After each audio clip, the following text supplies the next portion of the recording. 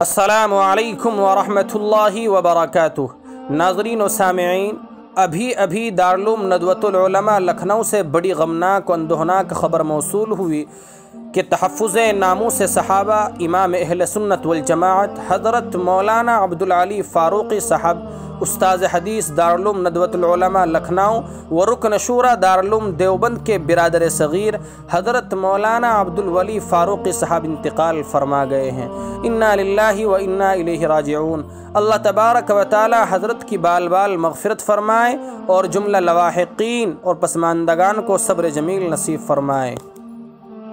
حشر میں پھر ملیں گے میرے دوستو، بس یہی ہے پیام آخری